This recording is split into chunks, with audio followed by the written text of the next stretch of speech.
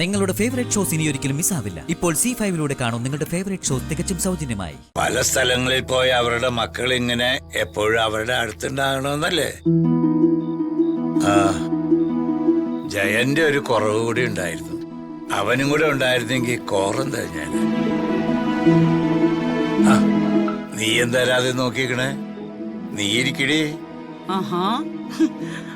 മോളെ ഇങ്ങോട്ടിരിക്കെ. ഞാൻ വീട്ടിലെ ഗ്രഹനാഥന്റെ ആഗ്രഹത്തിന് നമ്മൾ ഇനി എതിര് നിന്നൂന്ന് വേണ്ട.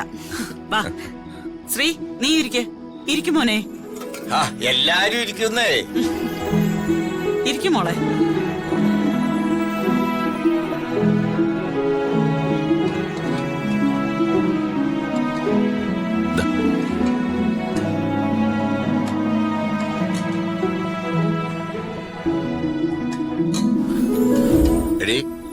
ഐശ്വര്യതും കഴിച്ചിട്ടാണ് ഇവിടെ ഇറങ്ങിയത്. ഞാൻ അവൾക്ക് പപ്പടം ചുട്ട് ചോറ് കൊടുത്തിരുന്നു.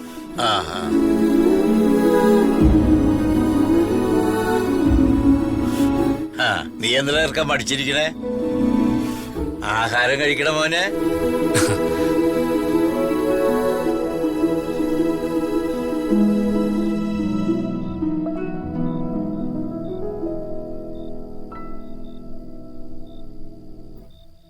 എന്താ അമ്മേ?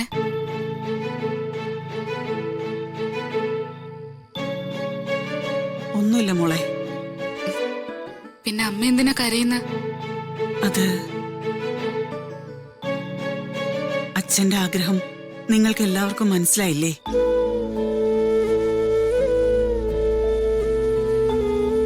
നിങ്ങളെ മക്കൾ എപ്പോഴും ചുറ്റുമുള്ളതാ അച്ഛന്റെ ഏറ്റവും വലിയ സന്തോഷം.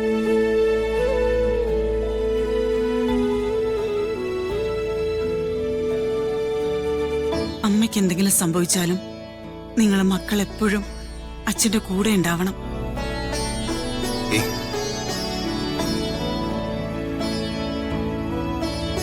അദ്ദേഹത്തെ നിങ്ങളാരും തനിച്ചാക്കി വിഷമിപ്പിക്കരുത്.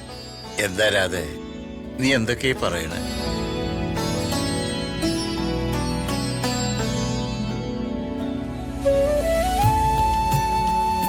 എന്താ അമ്മ ഇത്? ഋതിക മാഡം, ഋതിക മാഡത്തിന് അറിയാമോ, ഇവളുടെ അമ്മൂമ്മയുടെ പേര് പാർവതി അമ്മ എന്നായിരുന്നു.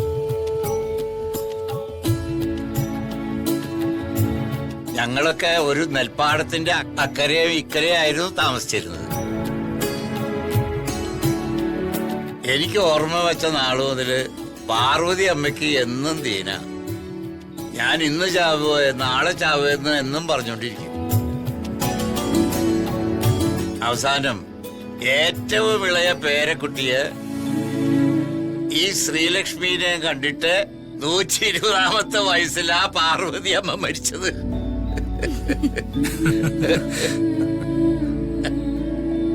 ആ പാരമ്പര്യമുള്ള കൊച്ചുമകളാ ഈ പറയണത്. നേരത്തെ പോവും, നേരത്തെ പോവും. ഒന്ന് പോവേണ കേട്ടോ.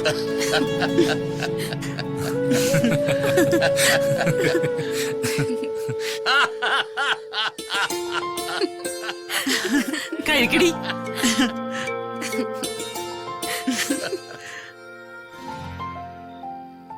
കഴിക്ക.